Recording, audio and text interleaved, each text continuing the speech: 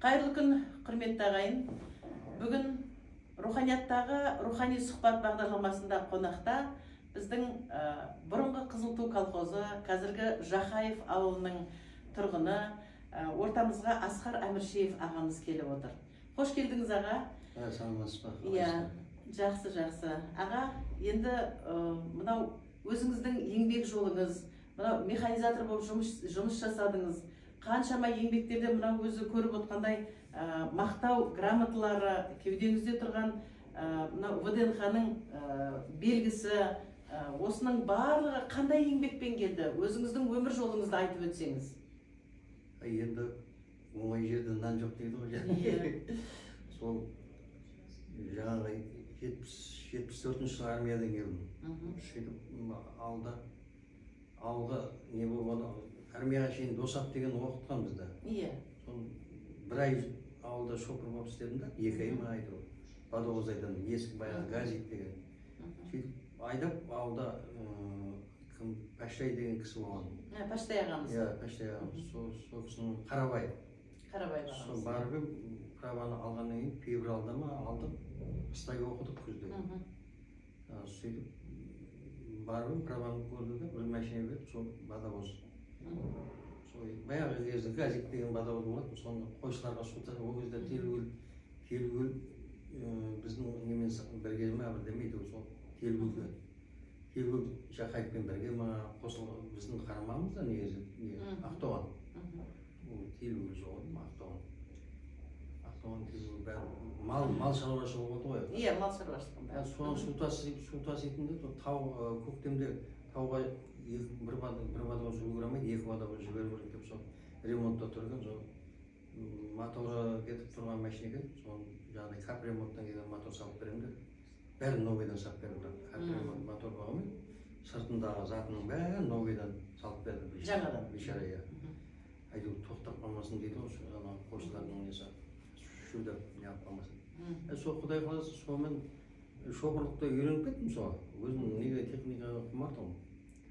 Сол үйреніп бір 2 ай армияға шейін тауда жолдас боламын, Сырлыбай деген жолдас боламын, кластасым. Қайтып кетті осы ертеректе. Соны әкесі қойып алады, ол жазда сояқта болады вообще. Енді оқу бітіргеннен алған сояқта болды ғой, армияға кеткенше.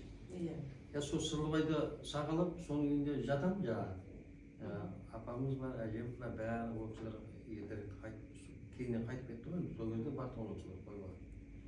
Ол кезде жаспыз ғой енді армияға да бармағымыз. Сөйтіп суды тауға бәрі қойшыларды аралап, кешке келіп өліп құлап жатам. Бір 2 айдай тасыдым сөйтіп. Водовоз айдап. Иә, водовоз айдап. Анау не деген Қосенкі деген жерлерде жер болды, естулерінде бар. Иә, бар ғой, Қосенкі еңбекшінің ар жағында. Иә, сояқта болдым мен. Жаңағы бұлақтан су тасимыз, бәрі қойшыға, ауыз су бар, несі бар. Скважинаның андай резервуарлар қояды ғой, алған су.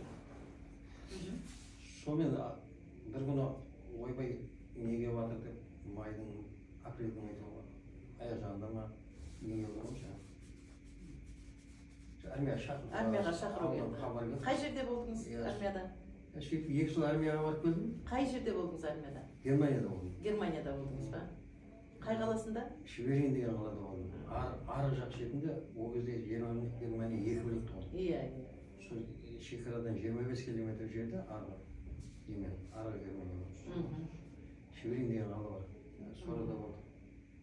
Армияда БТР 60 ПБ деген машина бар қазір. Ол жақта да көлік айдадыңыз? Иә, соны 2 жыл айдадым. 1,5 жыл айдадым ба, 6 ай оқыдым. Учениеде. Ананы айдауға. Оның ішінде пулеметтері бар. Егерде соғысқа арналған не ғой? Иә. Жаңадай қайтыс болса, мысалы, пулемет шық болады. Иә. Башнасы бар. Не сияқты ғой? Танк сияқты. Иә. Анау атқан кезде оқ тиіп кетсе? Оқ тиіп қалса, неңді сені айдап, сені атасын. Машинаны қоясын да, соның ішінде пулемет башня кәдімгі. Бір несі бар. Өзіңізге ыңғайластырып барып ары қарай жасай бересіз, иә сонда? Соның бәрін оқытты ғой бізге. 6 ай оқытты араны. екі ай ма, үш ай карантинде болдық. Одан кейін жаңағы 6 ай басқа неге барып, стрельбище сол жақта жатып. Атқыштар. Иә, сөйтіп атуды үйретті, бәрін үйретті ғой. Кейіннен жақсы часть келгеннен кейін әрбір ротаға береді, сол ротада 5-6 не болады сондай БТР, әр ротада. БТР. Иә, БТР. Соның командирдің несін айтадым. Сосын неде шығып тұрамын жаңағы, үшеу не болады.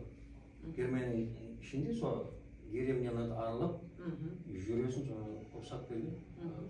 Тәжірибе. Үшеу не айтадым. Кетерде әйтеу 6 айға қалғанда жас балдар келеді ғой, сол шопырларды үйреттім мысалы. Алғыс алдыңыз ба ол кезде? Алғыс алдыңыз ба? Айлық? Алғыс, мындай алғыс хаттар берді ма ол жерде? Ой, алғыс жоқ па, армия бол. Армия болғасын берді ма? Жоқ, мақтау Жоқ, айтты ма? мақтау неге түстім?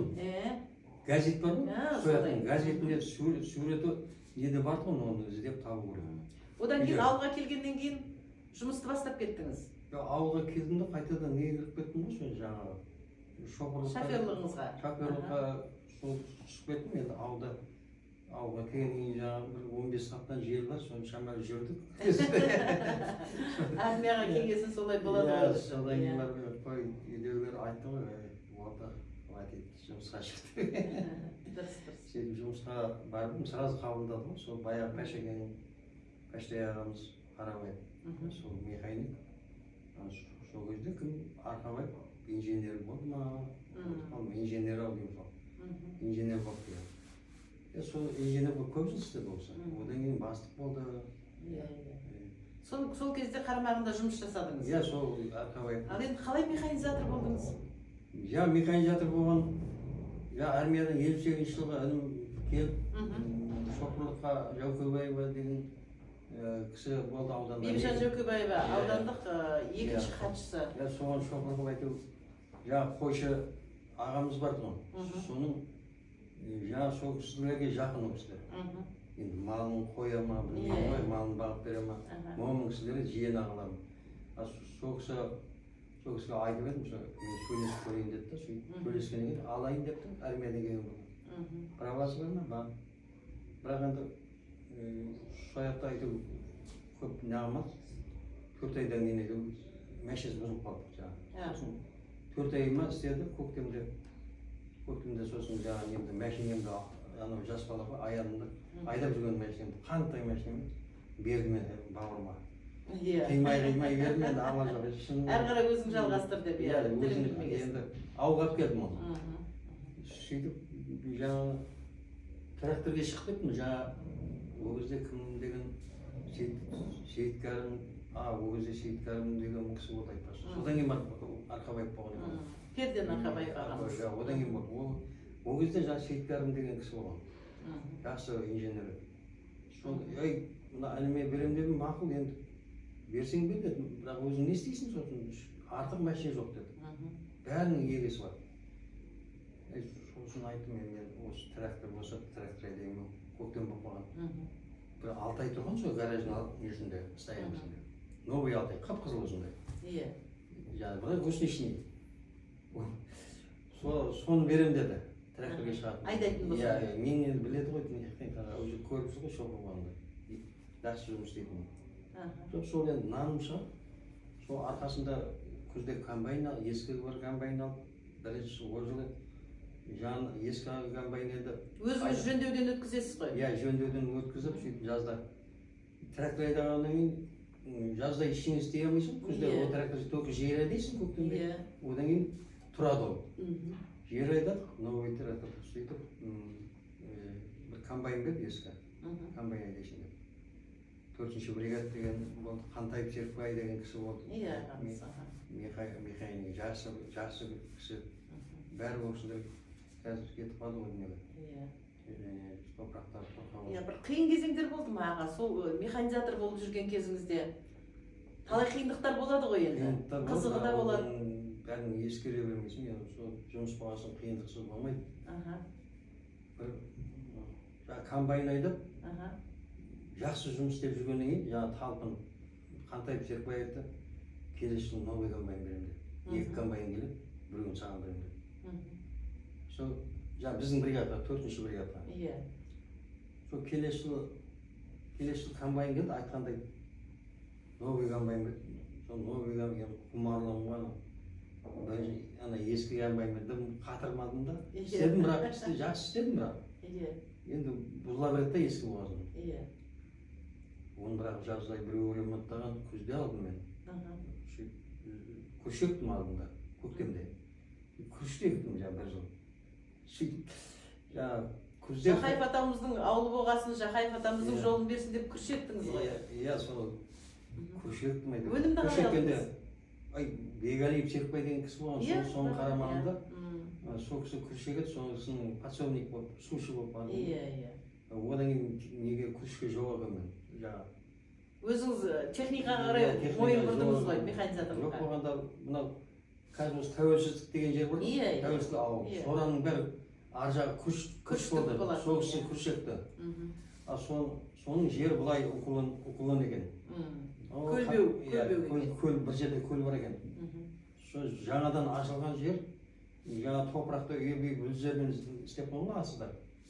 Азында су қоямыз, асыздар толады. Бірінен біріне жаңа неден ашпай жырып кете береді. Түнмен жырып кетеді да, ойға, көлге қарай. Бос топырақ болған. Бос топырақ, иә. Соны енді бітеу үшін ол кезде не жоқ, труба жоқ, не жоқ. Соны ана күріштіктің шетіне жолмен сабан әкеп түсіріп қояды. Табаған қамыс. Соны жаңа Нұрдейін деген жігіт болды. Мен 2 жас үлкен оқыдым.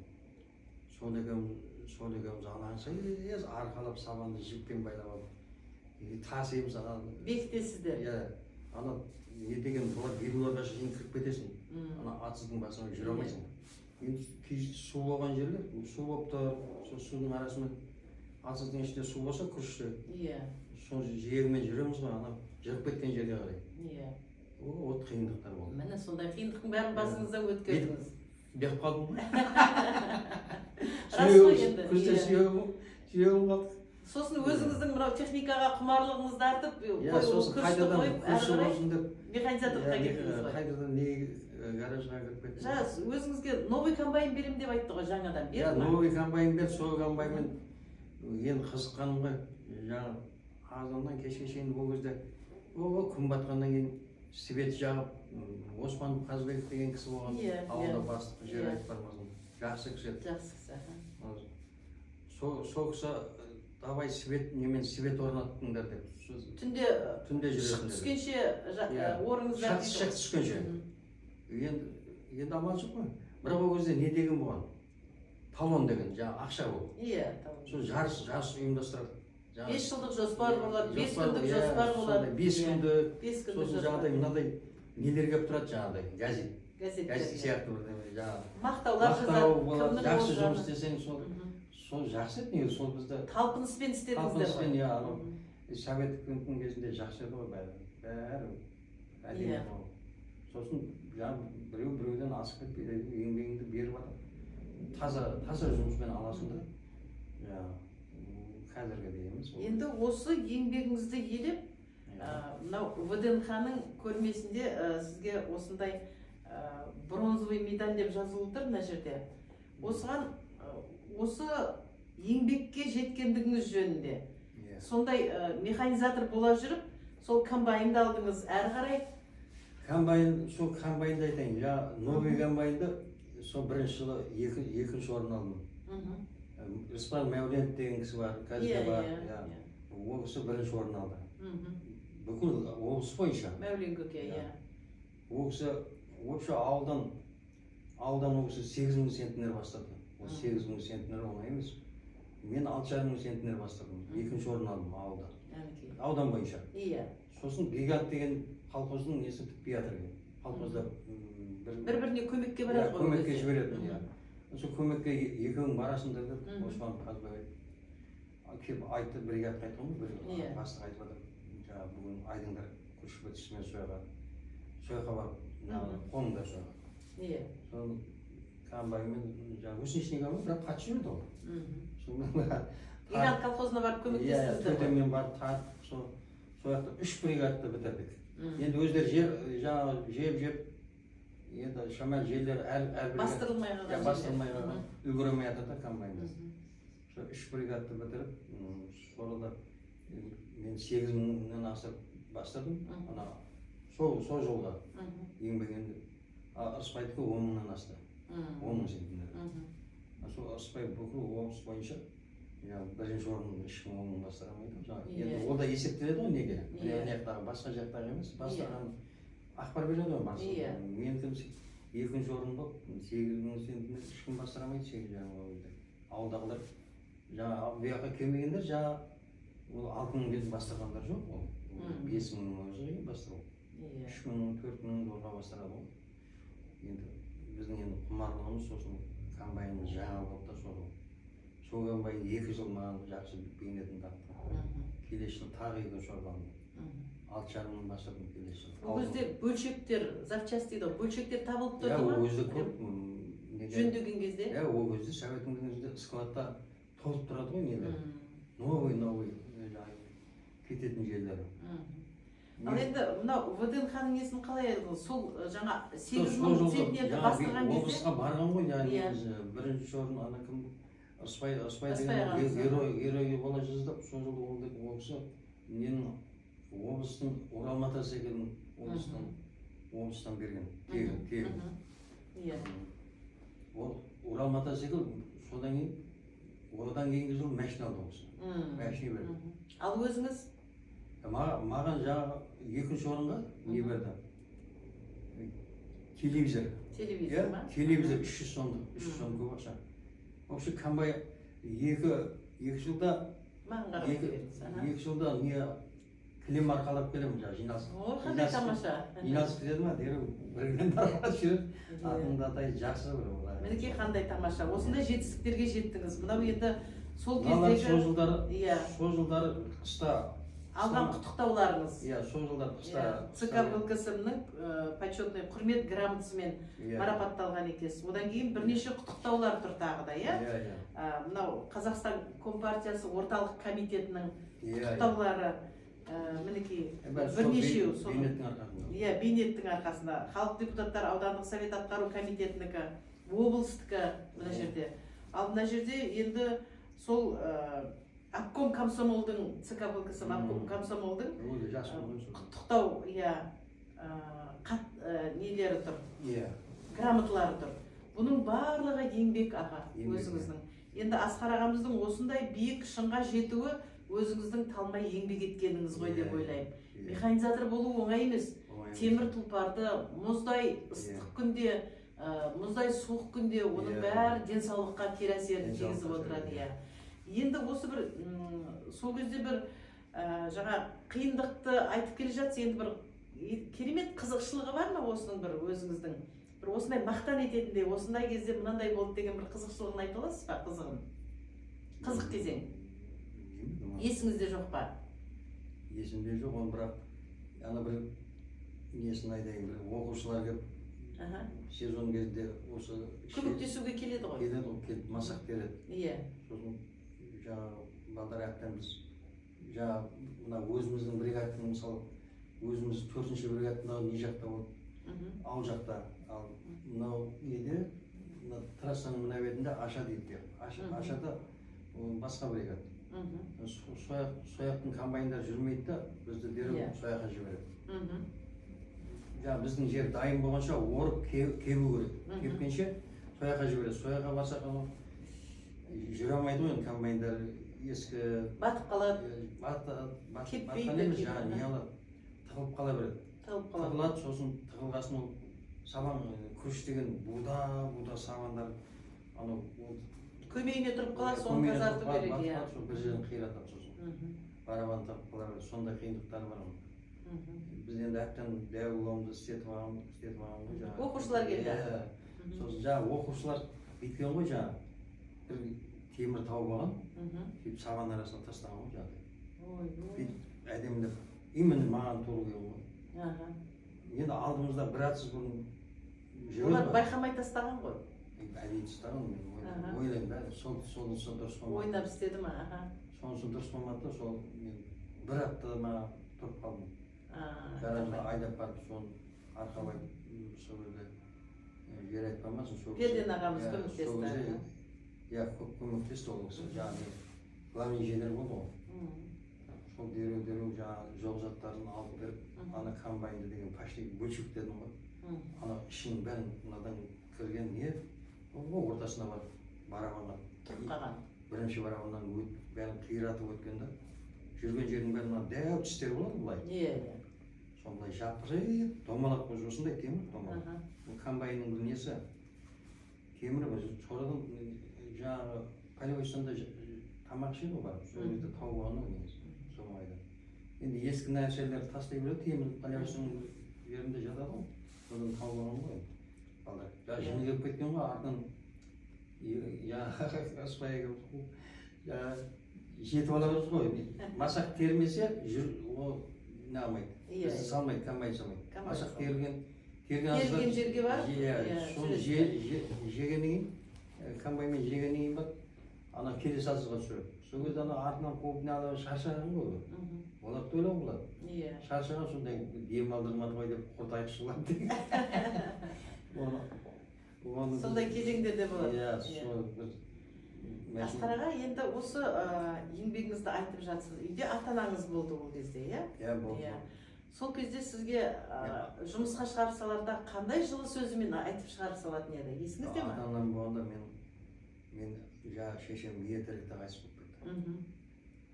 Сөйтіп жаңағы үлкені менің апам болды да. Мәрихан деген апам болды. Ол кісі сол бізге не алды. Қамқорлық жасады. Қамқорлық жасады, иә. Әкеңіз болды ғой? Әкем бар. Әкем не атақты болып, жаңағы соғыс ардагері болып, соғысқа үш адам кеткен ғой үйден. Екі ағасы сол жақта, Асыл, Мырзаханның ағасы сол жақта қалған, біреу Польшада қалды, оралмады олар. Біреуін білмейді, Мырзахан деген ортаншы өзі аман келген ғой, ең кенжесі. Үш адам кеткен ғой үйден. Атамыз енді мен еміс білемін, ол кішкентай кезінде қайтыс болып кетті. Бірақ ауырып жатқан әлі есімде үйде. Кезі есіңізде? Ауырып жаңағы әжем береректе қайтыс болды. Мен армияда жүргенде қайтыс болды шығар, Германияда. Ал әкеңіз қандай сөз айтатын еді? Жұмысқа кетіп баратқанда бір өзінің ықылас сөзі, қамқорлық сөзі, айналайыны бар ма еді әкеңіздің? Айналайын ол, әке болғасын жаңағы бұзықтық істеңдер, оқыңдар deyip, ол үйде малға барады, малдың бәріне мен қараймын, үлкен болғасын. Өзіңіздің ыңғайыңыз келді ғой, үлкені болғасын әрі? Үйде бәрі әнелерім бәрі кіші болды ғой. Апам күйеуге шығып кетті де, соңғы күйеуіне. Сол жұмыс деген кезде бірге қандай замандастарыңыз болды қастарыңызда? Өзіңізбен бірге жүрген замандастарыңыз, сол механизатор болып жүрген замандастарыңыздың аттарын атай аласыз ба? Замандас болғанда жаңағы біз основной сол неде жүрдік қой. Поляда жүресің, гаражда. Кімдер болды сол кезде дегенім ғой, өзіңізбен бірге жаңа айтып жатсыз, Пәштай ағаның несінде болдыңыз ғой? Иә. Сол кезде кімдермен бірге жұмыста істедіңіз? Ырысбай Мәулен, основной сол бірге жүреміз ғой. Комбайнермен табыламыз. Сосын көп қой ол, айта берсең оның бәрін ұмытып қалдым. Жас балдар, көбісі жас балдар.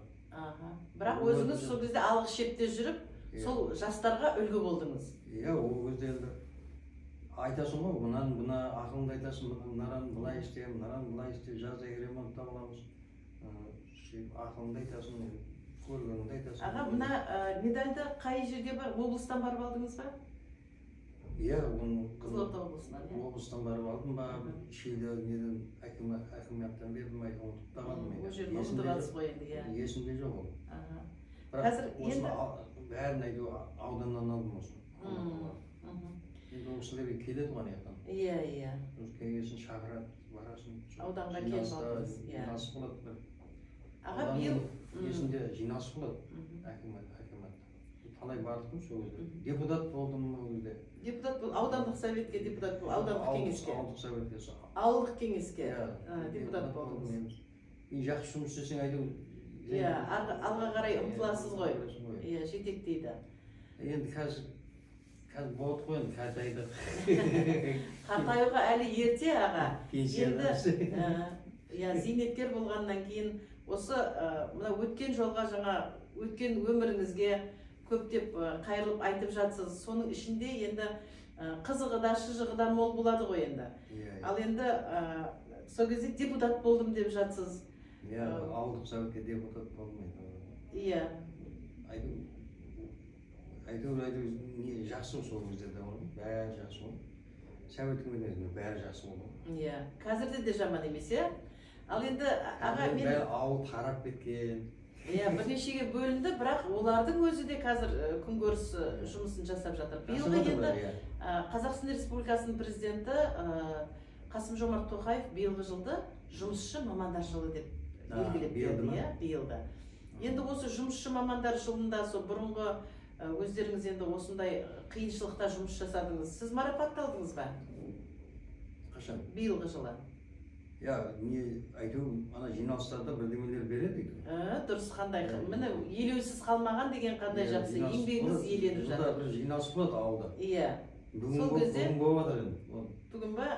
Қазір 10-да деп неге жазған екен шартқа. Міне еңбегіңіздің еленгені. Иә. Аға, жастарға сенесіз ба?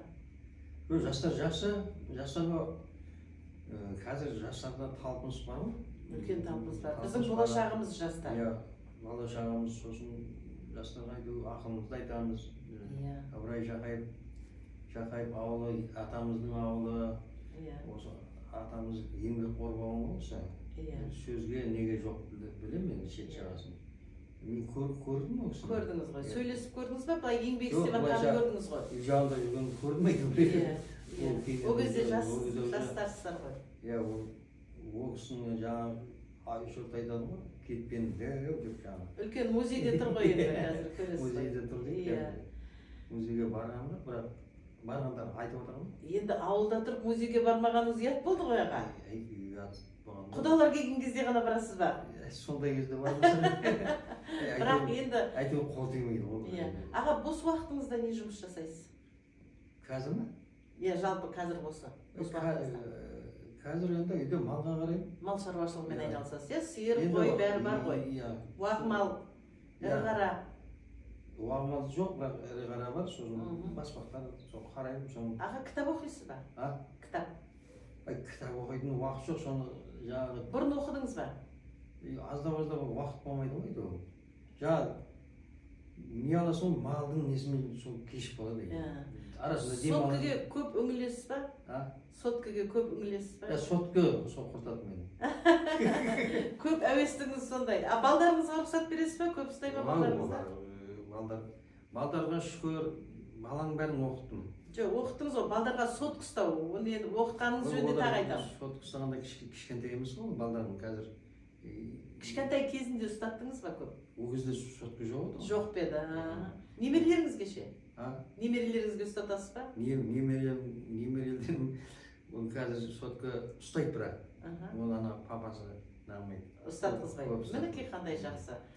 Аға, газет журналға жазыласыздар ма ауылда? Газетке жазылған емеспін бірақ мен.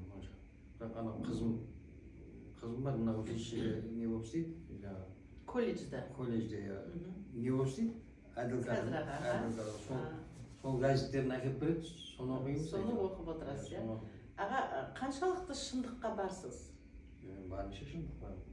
Өтірік айтып көрдіңіз ба? Жоқ, өтірік айтып. Мен вообще өтірік айтқан адам жек көремін. Иә. Өзім, осы мінезім сондай.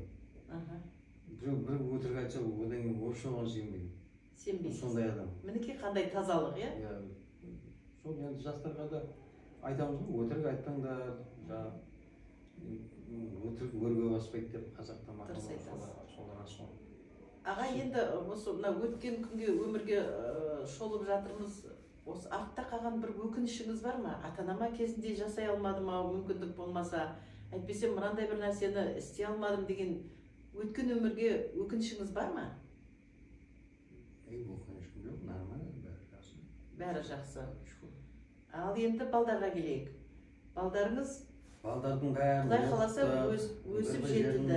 Енді қазақта санын айтпайды дейді, бірақ шамар сыбырлап айтсаңыз болады? Бес бала тәрбиелеп, 3 қыз 2 бала.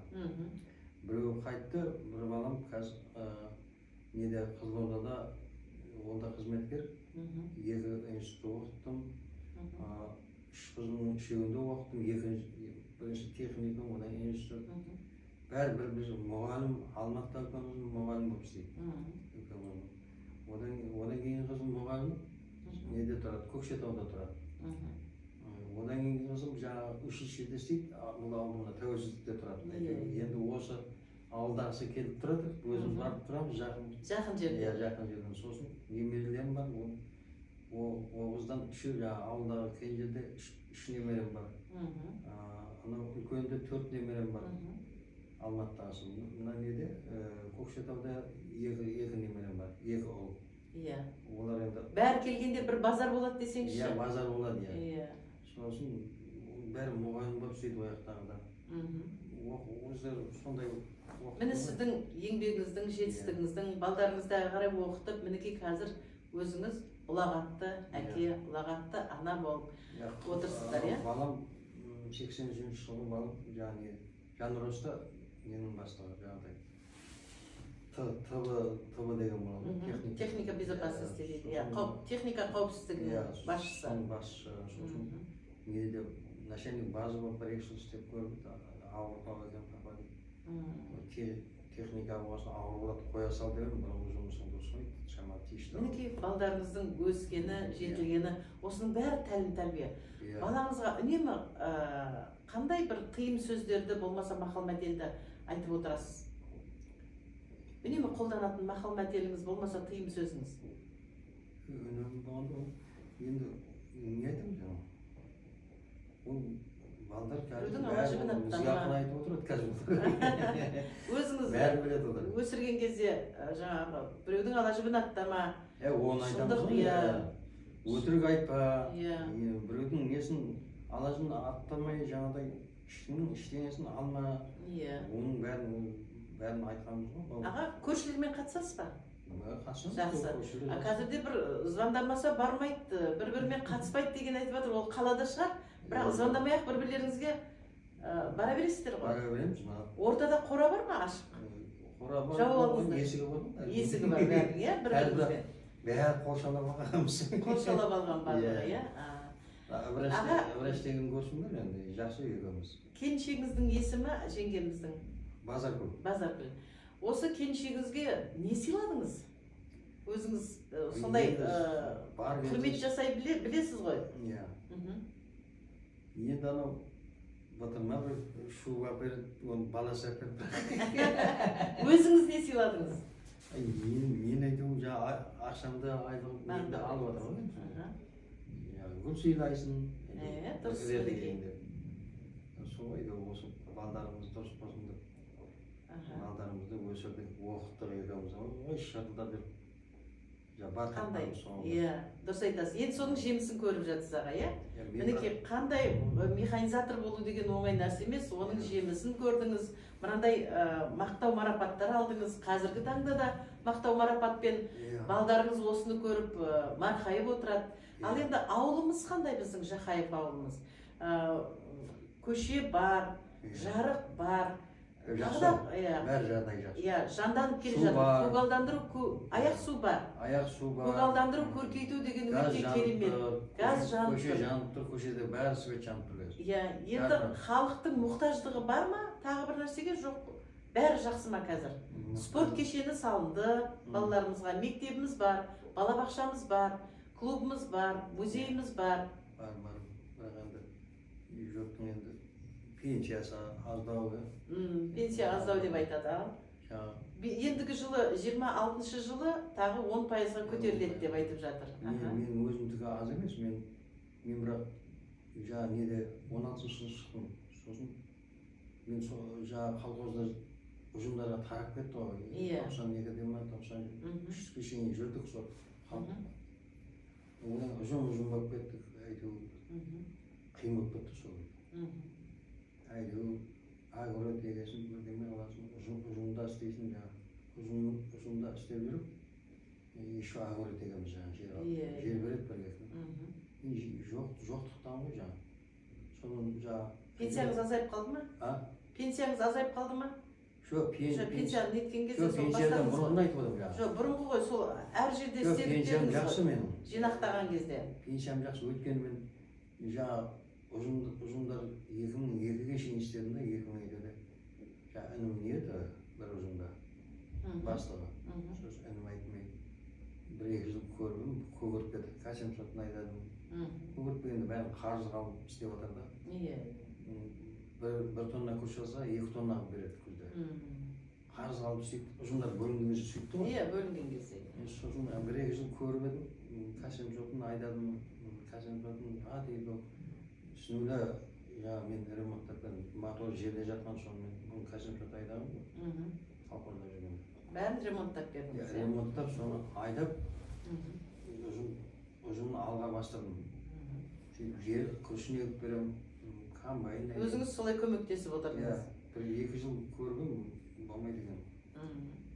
Аға, енді ауылда Жақаев атамыздың даңқы бүкіл Қазақстан біледі. Әннің атасын Артай, дәннің атасы Ыбырай деп шиелі киелі мекен. Оның ішінде 42 социалистік еңбек бар. Бізге қандай мақтаныш, облысымызда 102 болса, соның 42-сі бір ауданнан шығу дегеннің өзі қандай керемет.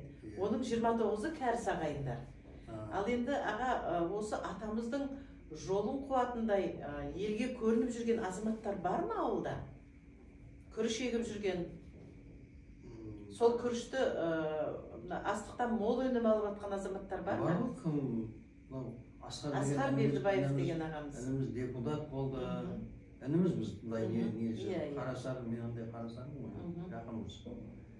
Сол ініміз қолға алып, ұжым-ұжымға бөлініп кеткеніміз ғой бәрі. Біздің ұжымда соған қосылдық. Бәрі, біздің ұжымның жерінің бәрі сол Асқарға беріп. Қазір бізге не беріп отыр ол? Биыл 6 қаптан көшіп берді анау. Әр семьяға. Сосын 200-ден не берді? 200 престен шөп берді. Тегін да. Бірақ жерімізді пайдаланып жатыр. Міне қамқорлығы сіздерге тиіп жатқан, иә? Жақсы. Бұрындар ондай жоқты ғой.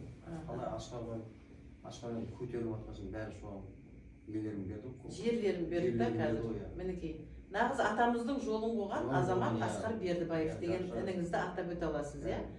Ал аға, осы дос деген ұғым бар бізде. Дос деген ұғым бар.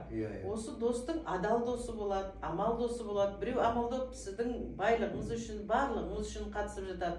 Ал шынайы дос сізге басыңызға көлеңке түссе де қасыңыздан қалмайтын достар болады. Достармен қаншалықты қатынасасыз? Дос болғанда Біләл деген досым бар, класстасым. Аты Біләл. Иә. Сол алда шынайы достарыңыздан қатысасыздар. Фронтовиктерім бар жаңағы, германский. Иә. Темірхан деген Қожаев бар, соның фамилиясы. Ол бірақ Ленинде тұрады. Армай не еді жаңағы, Бестамда тұрады. Солармен қатынасып тұрамыз. Сосын Балтабай деген досым бар, Фронтовик. Ол мынау неде автобазда пәлен жыл КамАЗ айдап, атақты КамАЗист болған. Ол автобазда КамАЗдың пенсия ашқан кезде өзіне берген. Тегін автобаз. Ол да жақсы жұмыс істеді. Досқа сыр айта білесіз ба? Айтамыз ғой сырымызды. Дұрыс. Ондай достың барына араласып, солармен жиі араласып тұрамыз. Туысқандарыңызбен қалайша араласасыздар? Бауырларыңызбен? Бауырларым бәрі жақсы. Інім бар, Акбар деген жаңағы ұжымның бастығы 60-шы жылы. Ұжымда инженер болып, содан кейін бастық болды, бөлінген кезде. Одан кейін Иса дегеннің бар 65-ші жылынан әлі жұмыс істеп отыр. Неше ағайындысыздар? Мен негізі бар ғой? Негізі шешем ерте қайтты дедім ғой. Иә. 68-ші жылы қайтыс болды. Соны жеті бала қалдық. Иса інім сонда емшекте туылды. 65-ші жылы. Сонда 65-те туылса, 68-ші жылы шешем қайтыс болды ғой. 3 жасында. 3 жасында. Иса інім жақсы. 7 ағайын дедіңіздер, иә? Аға, мен мынау бүгін қамшыны 7 ағайын емес, біз ана 16-мыз ба сондаймыз. Одан кейін екінші шешемді алды ғой. Қандай керемет. Иә, сол шаңырақ кеңейіпті ғой. Иә, екінші шешем енді үйде қиын шетте бала шағамыз Иә. енді ана әжеміз кемпір үлкен кісі Болдықыз деген әжеміз болған. Ол кісі жаңағыдай бір байдың қызы болған екен. Айтып отырады ғой, бұрын сол кездегі адамдар айтып отырады. Өзінің бір туысқандары бар бір кісі. Сол жаңағы әкесінің атын ұмытып қалдым, Болдықыз әжем. Болдықыз әжемнің тәрбиесінде болдық біз негізі. Шешем кеткен ол. Сол кісі жаңағы кілең еркек 8 бар баланың ішінде 9-шы қыз болып туған екен. Жаңағы Әжеңіз? Әжем. Бірақ жылқысы көп, мынау арғы бетте мынау Қарғалы жақта сол жақта тұрған екен осы. Ол кісілер арғы бетте еренгі. Ертеректе ғой енді. Иә. Сол кісінің тәрбиесінде болды. Сіздер 16 болатын болсаңыздар көп ағайынды екенсіздер ғой. Иә, бүйтті былай ғой енді. Өтірік айтамайын біршама. Иә. Жаңа осы екінші шешеміз де қайтып кетті ғой, 3 қызбен алман ғой енді шешем. Әкем. Жас қой енді, мына жас кісі, одан кейін жаңа неше туды? 6 туды ғой. Сонымен 6, 9 біз бар, жаңа сондай болып қалдық. 16 болдыңыздар, қандай жақсы. Енді қазір қатысып тұрасыздар ғой? Әлі қатысып тұрмыз. Ой, қандай тамаша. Енді барларымыз қайтқандар, апам қайтты. Иә. Үлкен апам. Одан кейін жаңа Мәрияхан деген апам. Менен 2 жас үлкен. Одан кейін қарындасым қайтты 58-ші жылы. Екеуі қайтып кетті. Сосын Жұманазар деген 58-ші жылы қайтып кетті. Қалғандарыңыз барсыздар? Қалғанымыз бармыз. Аға, жаңа бір сөзіңізде музейге барған жоқпын дедіңіз, иә? Музейге бірінші мияқта болды, одан қазір ауылда дейді. Ауылда, иә. Бұрыннан ауылда болды ғой. 82-ші жылдан бастап атамыздың үйінде болды. Иә, одан кейін контор, 2 этажды контор бар еді, онда болды. Одан тәуелсіздікке келді, қайтадан ауылға барды. Жақаев атамыздың өзі музейіне келмеген адам жоқ. Ал енді мынау бүгін музейдің қамшысы, осы өлкетану музейі осы жерде, руханиятта. Қамшы алып отырған себебім, ойладым, сіз мал шаруашылығында да қазір көп көңіл бөліп жатырмын дедіңіз ғой. Осындай қамшы ұстайсыз ба? Әрбір қазақтың үйінде қамшы жоғарыда ілулі тұрады. Бар ғой? Иә, мен жылқыдан қорқам. Өйткені ана ірі мал ұстап отырсыз ғой. Тая берген ғой жаңағы. Велосипед әпердім, тая бердім, өскеннен кейін тая берсем. Құмар болғысы келді да. Сосын бір тая берсем, бір күні жаңағы тайды жемді жеп, ана семірген ғой. Семірген соң құтырады олар. Иә. Енді балам қарайды ғой өзі қарайды, жұмыста болған ол кезде қазір бұлай деген 150 деген трактор болды. Сондайды көп айдадым. 2 күн ол келді. Кешке келесің жұмыстан. Келсем балам не қылыпты жаңағы. Жатып қылыпты, келсем жаңағы осы жем берейін деп баса ат теуіпті оны. Теуіп ана аяғы ұшырып жерді ғой. Сол ауырып қалған сол. Содан кейін ұстауға қорқып қалдыңыз ғой? Содан кейін қорқып мен. Осы атты базар күні апардым да базарға сатып жібердім.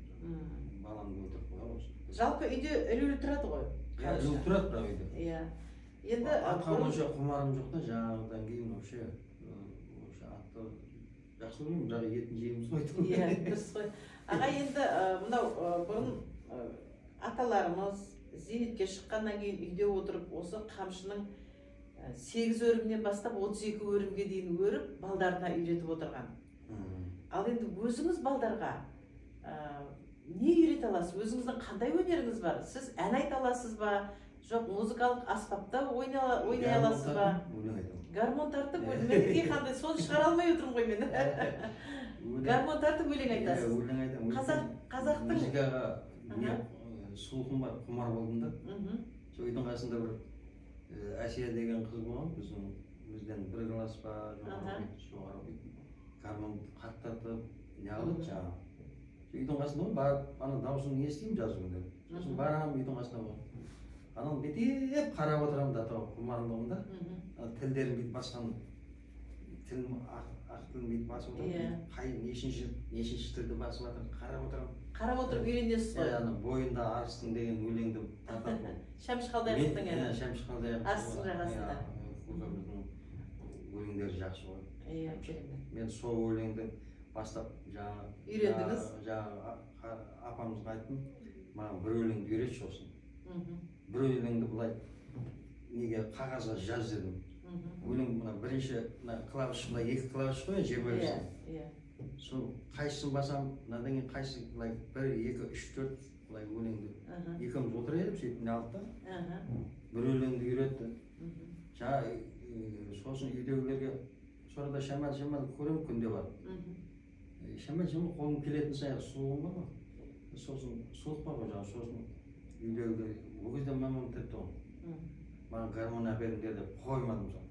Ауылда бір магазин бар тын ғой. Сонда гармон тұр екен 25-те. Соны әпер деп жыладым жаңағы, содан әперді ғой жаңағы. Сөйтіп әрі қарай ана айтып кеттіңіз, е? Сахнада айтып көрдіңіз ба? Сахнада айтпаймын да, жаңағы отырыстарда отырады ғой. Сол кезде айтамын. Қандай тамаша, әуенді білген, әнді білген, оның ішінде Шәмші ағамыздың әндерін айтқан деген қандай жақсы. Аға, өзіңізбен біраз пікірлестік. Еңбегіңіздің сондай жоғары деңгейде өткенін көрдік. Оңай нәрсе емес осының барлығы.